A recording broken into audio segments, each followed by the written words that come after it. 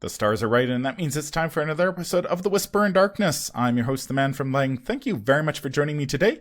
On this episode, we are continuing with our look at the player cards in the Dunwich Legacy Investigator Expansion for the benefit of new players. This is part 3 of 4 of our Guardian review. In this episode, we're going to take a look at Brother Xavier level 1, Kenai level 3, Springfield 1904 level 4, and the Lightning Gun level 5. There are spoilers throughout if you care about that sort of thing. If you enjoy what you hear, remember to like, comment, and subscribe. Just a quick reminder of how we rate cards here on The Whisper in Darkness. The best of the best get an Elder Sign, while the worst of the worst get an Auto Fail, and the cards in between get a +1, 0, or Elder Thing respectively. Cards that you build around or are good in one particular deck get a Bless token, while cards we believe are destined for the list of taboos or are simply bad for the game get a Curse token. Before we get started, I'd like to thank the patrons of this channel for their tremendous support. The Arkham Horror LCG community is amazing, and these people have gone above and beyond to bring you content like these player card reviews. If you'd like to support the channel's goals and see your name on this list, head over to patreon.com, sign up for a tier of your choice, and claim your reward. That would be awesome. Special thanks to Cole Monroe Tritty for the amazing art that graces the channel, Nicole Fiscus for the new Whisper in Darkness logo that I use for the podcast, and Nate Lost in Time and Space for the intro as well as the overlays. Thank you very much. I couldn't do it without you. Without further ado, let's get started. We are back with our look at the Guardian cards in the Dunwich Legacy Investigator Expansion for the benefit of new players. We're going to start off with an ally this time. This is Brother Xavier, Pure of Spirit. 5 cost asset that costs 1 XP. He has a willpower skill icon in the ally trait. You get +1 willpower. Brother Xavier may be assigned damage and or horror dealt to other investigators at your location, and as a response, when Brother Xavier is defeated, deal 2 damage to an enemy at your location. He has 3 health and 3 sanity and takes up an ally slot. What do you guys think about Brother Xavier? He feels pretty expensive, but that is a lot of soak. Yes. And the fact that you can soak for any investigator at your location is a pretty powerful effect, and I think it's the only effect like it in the box and in the core set, if I remember correctly. I think you're right. So, being able to like tank a couple extra health for the Seeker is pretty nice, or being able to tank a couple extra points of sanity for Skids is pretty nice. And then getting a couple extra damage on the way out, also pretty nice. Willpower boost, also pretty nice. Yeah. Especially in Guardians that are pretty fragile with their sanity. It's not a bad card. It just feels a little expensive for what you're getting out of it. Yeah, that's true, because I think we're used to comparing to Beat Cop, which costs 4 and gives you a stat boost. But Beat Cop doesn't have nearly the doesn't have the level of soak that Brother Xavier provides. One thing that's also worth noting is that timing when you want to blow up Brother Xavier to deal 2 damage to an enemy at your location, that's a free action to do it. So there's a lot of cool tricks you can do, like you provoke an attack of opportunity to deal the final 2 damage to something, or a friend at your location provokes an attack of opportunity. Brother Xavier takes the hit. Brother Xavier blows up and kills the enemy. And then there you go, free action. You've dealt with the enemy without spending any time. That's when you get to like Brother Xavier pro pros. That's when he starts getting really good, I think, is when you time getting rid of him. Yeah, really, any card that allows you to proactively take actions you wouldn't consider otherwise, I always consider to be pretty strong. Because it just allows you to kind of break the sequence of the game a little bit. Like, allowing the Seeker to take their turn while an enemy is engaged with them can, propel you into the next act. So now the Guardian's turn is more useful killing the boss or something like that. Like, those little interactions become much more potent in multiplayer, whereas in solo, they're useful, but, I more often than not, I think when I was playing Xavier in solo, it would be like, I take an attack during enemy phase, Xavier dies, kills the enemy, and then I go about my turn. Yeah, that's true. And that's still pretty good, actually, because if you think about it, it's like you're still doing 2 damage as a free action. at that point, it's just Mhm. still pretty good. Yeah. Because And especially in solo, where if you like miss, if you're trying to attack something that has like 3 or 4 health and you miss a single attack, you can often be in trouble. And Brother Xavier kind of saves your butt at that point. with Zoe, you can deal 3 damage if you ever cross out. So the enemy comes in, engages you, you ping it for a damage, kill Xavier off, and then deal another 2. Yeah, there you go. So I do agree he feels somewhat overcosted at this point, considering that a lot of later allies are getting the 2 skill boosts and stuff like that. But I think at this stage of the game, he's very solid. I mean, he's basically a bulletproof vest and an Elder Sign amulet rolled into one, which at this stage of the game is very rare to have that much soak on the table. The +1 willpower is obviously good for Guardians because they already have sort of average to above average willpower, and this basically provides a lot of protection from the encounter deck. Even somebody like Skids, who needs an extra willpower, can benefit from that. His response at this stage of the game is pretty good. I've used it to very good effect in a lot of scenarios where, I mean, between all of the soak and then the ability to blow up Brother Xavier and kill that thing that was harassing you is very, very useful. I think his ability sort of is actually one of those that kind of gets worse over time because there's a lot of 2 health enemies in the Dunwich Legacy, and that gradually increases to 3 health as you get into the Forgotten Age and later campaigns.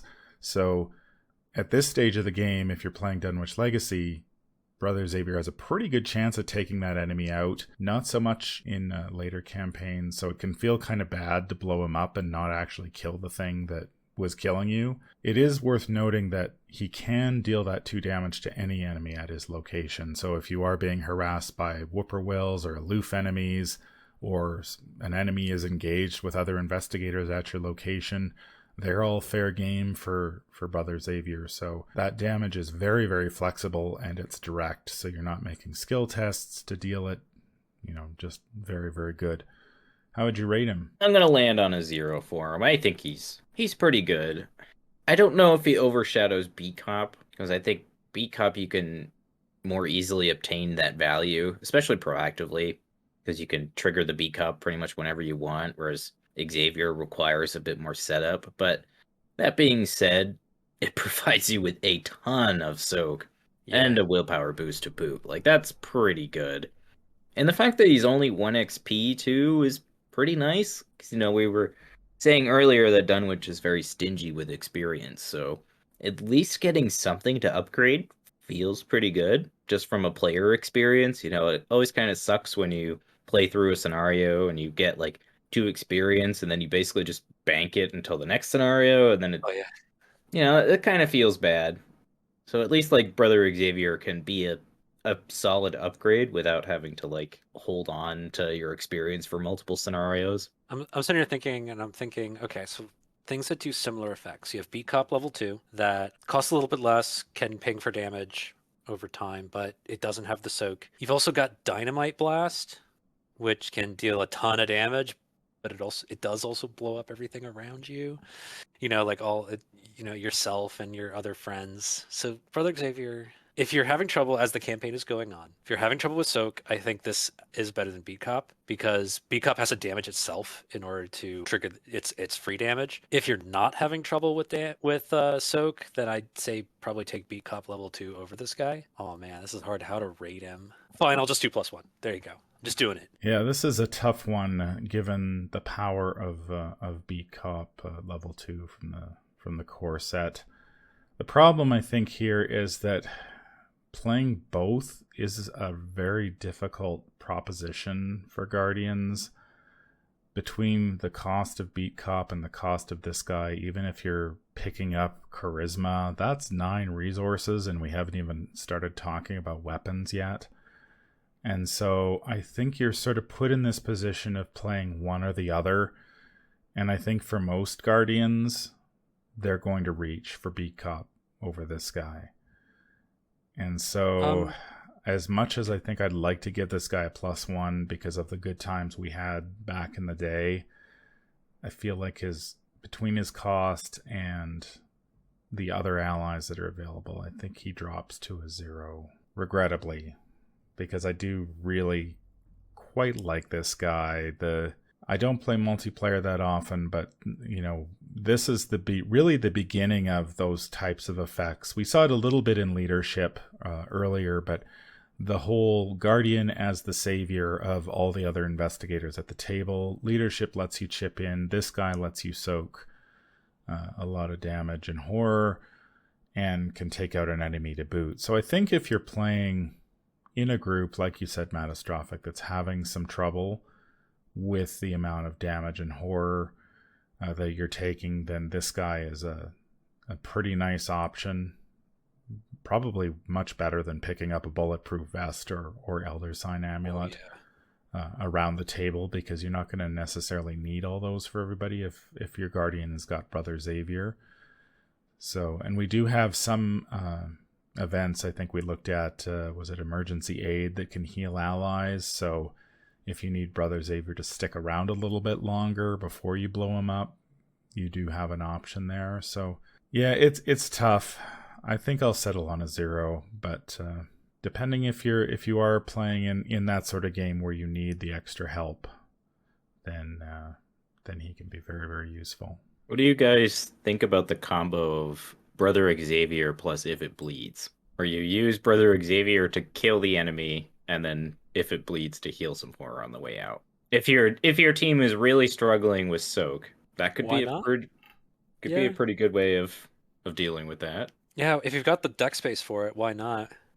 Yeah. Yeah, I could see Zoe being pretty tanky, Mm-hmm. Whereas I feel like Brother Xavier is less appealing in Roland because of his willpower. Yeah. Zoe could actually make use of 5 willpower pretty effectively. Yeah. That puts her over the hump of Rotting Remains. So that could justify her playing leadership to really help out her other teammates. Ah, there you go. So I think it's there.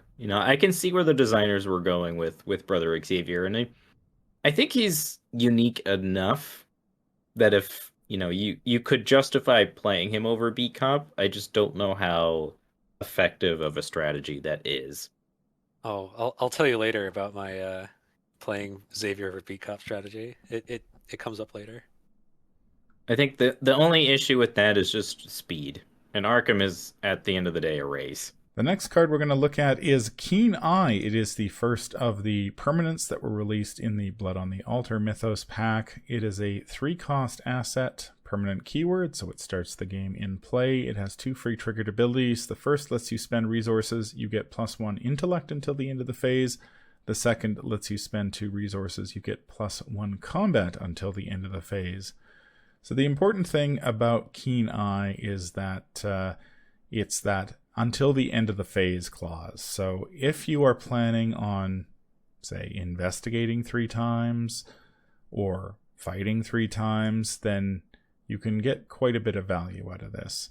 This card has saved my butt quite a few times. It's not the first card I'm picking up, but I have purchased it in several of my solo Guardian decks, primarily for that +1 intellect, and it has helped me sort of discover clues in very tough situations. But yeah, that 2 resource cost, especially in Guardian, can be pretty tough to swallow. What do you guys think? Yeah, I think the biggest thing holding this card back is that you have to pay the resources in chunks of 2. And in Guardian, like you were saying, that's just really tough to ask to do very frequently. But that being said, oftentimes you are taking 3 fight actions in a row. You're killing a boss, you're killing a high health enemy, and you need all 3 of those boosts. And you're essentially spending 2 resources for +3 over the course of 3 skill tests, and that's pretty good. I don't know how often you're going to use that intellect one. Like Roland can just grab clues for free. It's true.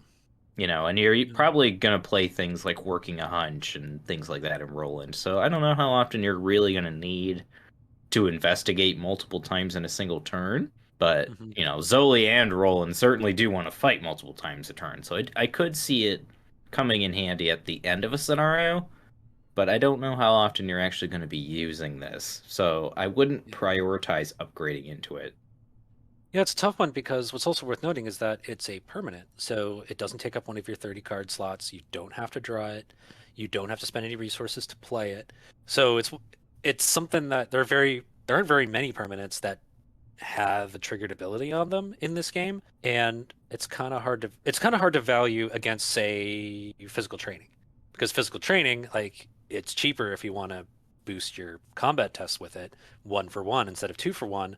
But you got to find the physical training. It takes up one of your card draws. That card draw could have been something else. You've got to put it into play with an action, and only then can you start using that, getting that discount of physical training's 1 for 1 combat. And it also has 1 for 1 willpower, which I think is stronger in Guardian than 1 for 1 intellect. So, like, this is kind of hard to rate because permanent is very, very powerful. I think of the permanents, this is probably the least strong one. There is an exception, though. I think if you're playing Zoe and you have Leo DeLuca, then you get that. Then you can get like 4 actions worth of value. Or if you play like Leo DeLuca and you play some quick thinkings, then I think you can really leverage Keen Eye in Zoe. Because then you're possibly taking 5 combat tests in like a go time turn. Then this gets pretty good. If you have the 3 XP to spare, it doesn't cost you any card slots. So there's that. Yeah. But how often does the Guardian have 3 experience to spare? Yeah, we're going to be talking about that because there are some really strong XP cards, even like at all XP ranges in this set. Yeah, I that's should gonna be note hard. there is a level 0 version of Keen Eye, which lacks the permanent trait that is available in Devil Reef. This one sort of reminds me a lot of actually Blood Pact, the Mystic version, simply because I like having this on the table, but I'm not necessarily going to trigger it all that often. It's a nice safety valve if you need to get something done. Whether you want to spend 3 XP on that safety valve, that's a choice I think players have to make for themselves. I've found it valuable, even if it sits there for maybe a scenario and I don't touch it, but I like having it there. But I can definitely see why you wouldn't upgrade to this, simply because it's a Guardian. You're looking at bigger weapons, you're looking at other toys, and finding the 3 XP in Dunwich to splash out on something like this is tough. Yeah, and I think the other thing that holds this card back, at least within the card pool that we're looking at, is that the 3 big weapons all deal large chunks of damage. And Right. in the case of 2 of them, they're already giving you such a ridiculous boost that you don't need it. But if you're playing shotgun, Keen Eye becomes more useful because you want to be succeeding by Yeah. X to deal enough damage. Yeah, I'm also thinking like if you're playing Zoe without high level weapons, and Kenai can help her use like Fire Axe pretty well. Actually, there's some weird synergy with Fire Axe. Kenai does, weirdly enough. But no, now we're getting really specific. So how would we rate this one? I'm gonna give it a 0. It's fine. I just think it's a little expensive, both in the upfront resource cost that you have to pay to get the boost and in experience within the context of Dunwich and the core set. Yeah, I think I'll give it a 0. I think this feels like an Elder Thing card, but the fact that it's permanent is, it takes a lot of the costs out of buying it because you don't have to pay the deck slot, you don't have to draw it. It starts off in a play, it's always there from turn 1. So yeah, I'll give it a 0. Like I said, I've had a pretty good experience with this card. It's not something I use all the time, but it has come in handy, especially as a solo player. And if you're playing a Guardian, like Zoe in particular here, being able to get that little investigate boost is very, very handy. And it has saved my bacon several times. So I'm going to give this one a 0 as well. I don't think the level 0 version compares very favorably to this, because then it's in your deck and then you've got to draw it and play it and spend all the resources to power it. So I think if you're gonna pick up Keen Eye, you're getting probably the best version of it in this box. And so if you've got the resources to spend on this on a big turn, I think you'll be glad you have it. But I can also see you not picking it up in the first place and being perfectly happy that way. That brings us to the Springfield M1903. It is a 4-cost asset that costs 4 experience points, combat and agility skill icons, item, weapon, and firearm traits. It uses 3 ammo. As an action, you can spend 1 ammo, fight, you get +3 combat, and deal +2 damage for this attack. Cannot be used to attack enemies engaged with you, and it takes up 2 hand slots. So this card probably is among the worst in the Dunwich Legacy. I'm not too sure what the designers were thinking when they tacked on the cannot be used to attack enemies engaged with you on a weapon that takes up both of your hands. I guess they assume you're playing Bandolier, so you have another weapon. The +3 combat and +2 damage are fine, but tying up both your hand slots for a weapon that can't attack anything engaged with you is just not feasible.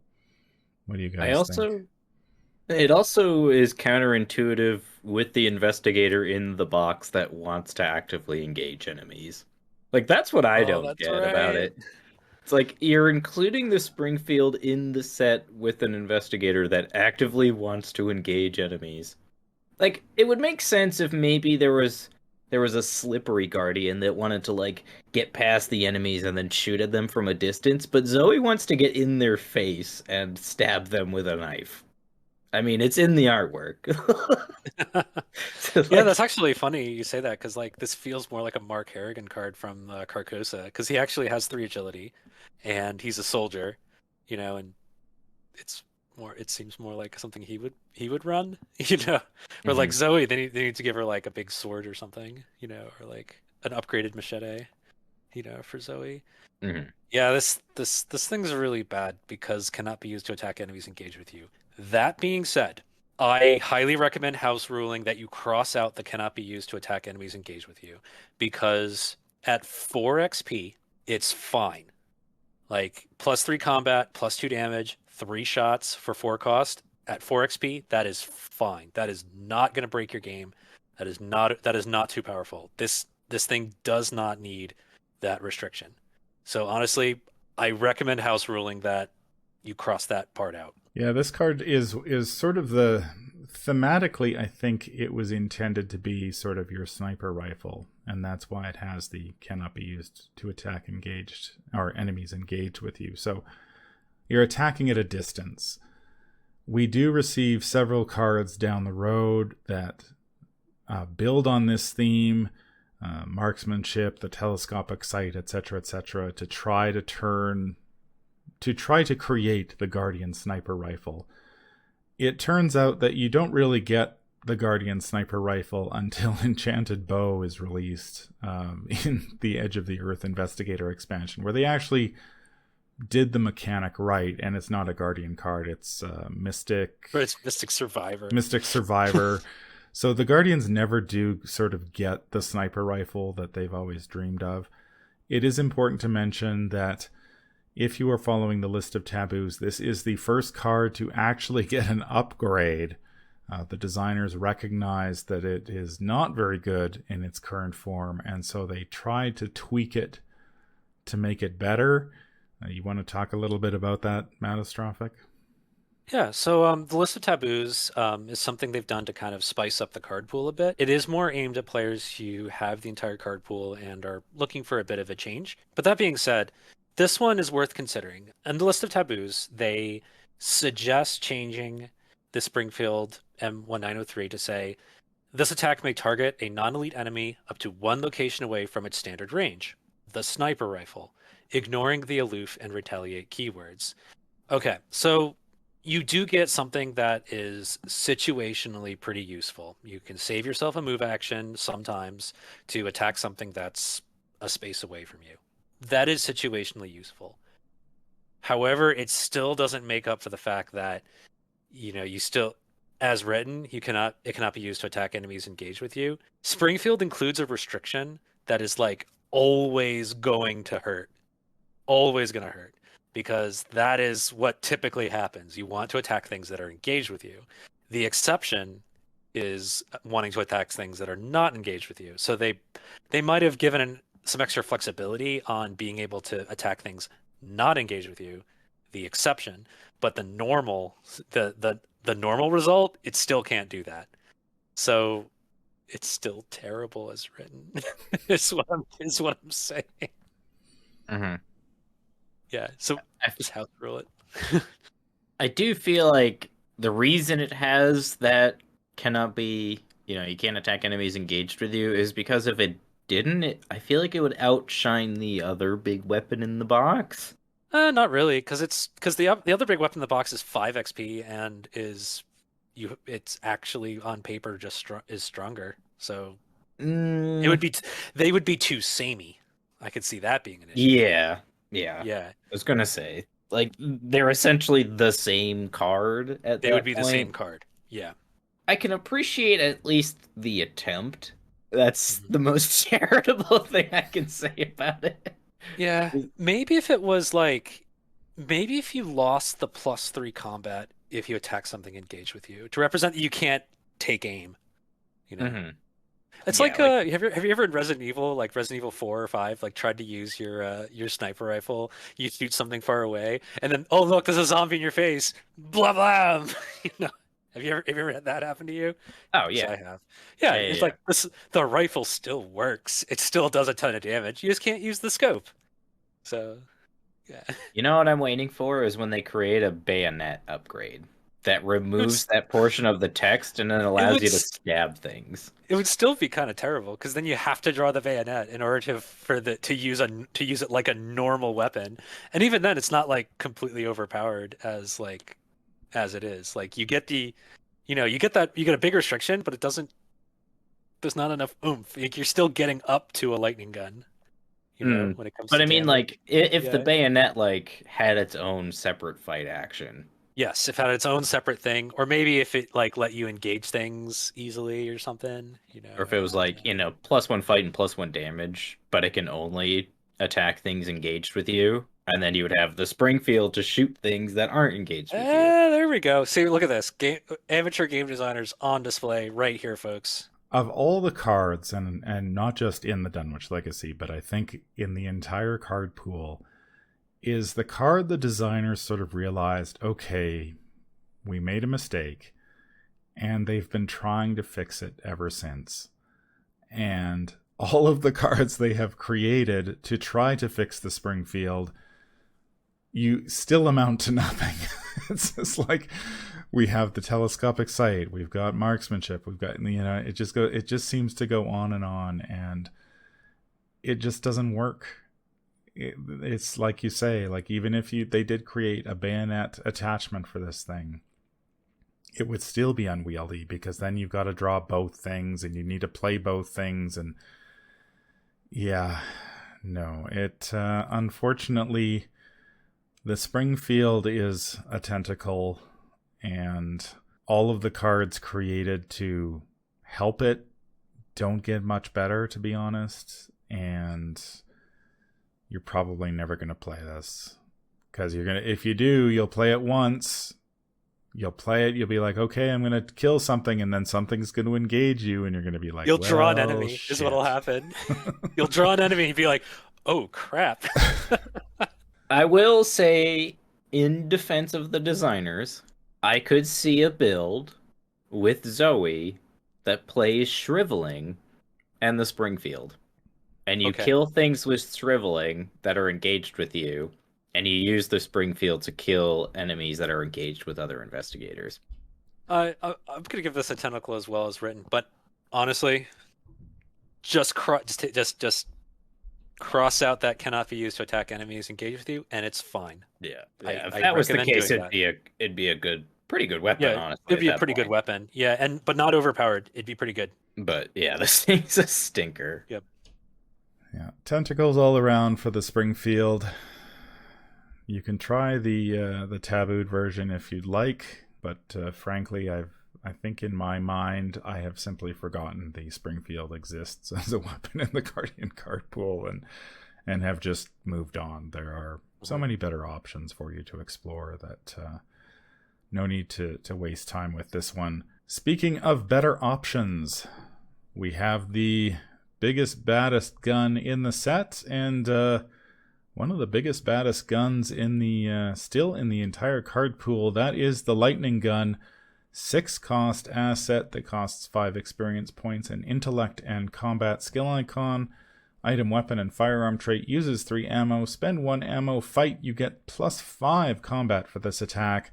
This attack deals +2 damage, and it takes up both hand slots.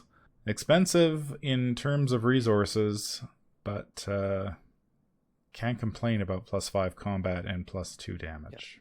That is going to kill pretty much everything in your path. Yeah, that's true. Your only concern is the amount of ammo, but thankfully Guardians have extra ammunition. Yep. Which is a terrific upgrade for a deck that wants to include Lightning Gun. Honestly, this is my favorite weapon in the entire game. It's just so cool. Like, just from a thematic standpoint, like, you're shooting things with lightning. How cool is that? I'm imagining like Nikola Tesla type stuff. Like, yeah, it's like totally ridiculous, weird science, pulp horror, which I'm totally in for, and I wish the game would do more of. You know, it's like there are so many things about the game that try to like play on the cerebral aspects of Lovecraftian horror, but like, I feel like Arkham is much more in its element when it's going more pulpy, and Lightning Gun is a terrific example of that. Yeah, that's true. Yeah, I actually use the Lightning Gun a lot, even to this day with the full card pool. And the reason why is because +5 combat is a lot.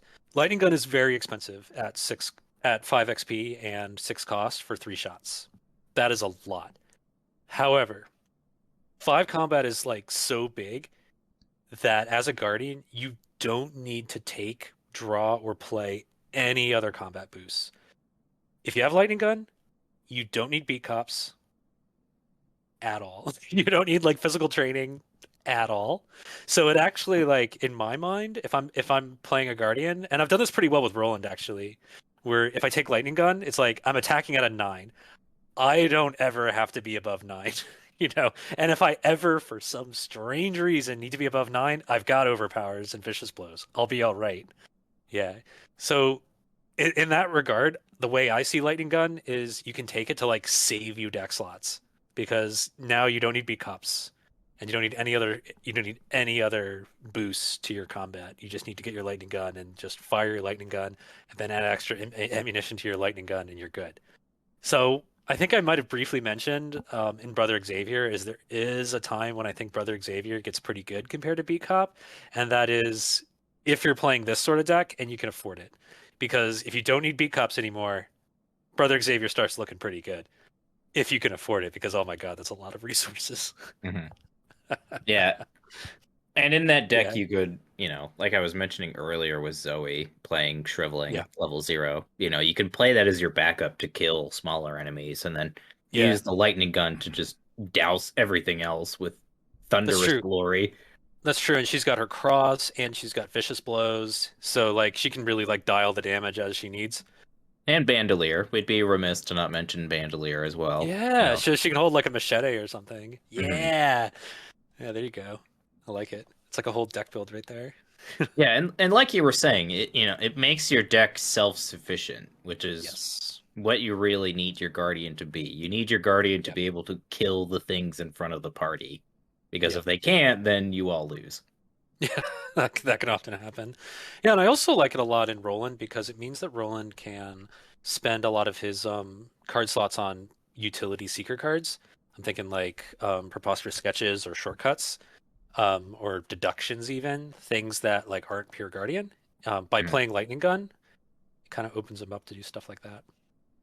Yeah, and he can even play like cheaper allies, you know, like you were saying. If you don't need to play Beat Cop, you can start looking at cards like Art Student and Lab Assistant. Right, Art Student, classic Roland card right there. Mm-hmm. Yeah. So how would we rate Lightning Gun? I think within the context of just the core and Dunwich, this gets an Elder Sign. I love this card. It's great. Yeah, I agree. Yeah, if you want to like kill things, this is the way to go. This is the top end of killing baddies so far. I think if you compare this to the shotgun from the revised core, I don't think there's a lot of competition there. Lightning Gun is going to be the big weapon that you're reaching for as a Guardian. You do, as your card pool expands, you do receive iterations on the big weapon. There's the Time Worn Brand, which is neutral. We get Flamethrower down the road, and of course we get the Cyclopean Hammer in Edge of the Earth. So Lightning Gun does get some competition as your card pool grows, but at this stage, there isn't anything bigger or badder than shooting things with lightning. So this one gets another sign from me as well. That's going to do it for this batch of Guardian cards from the Dunwich Legacy Investigator Expansion. Let us know in the comments down below what you think. Any final thoughts?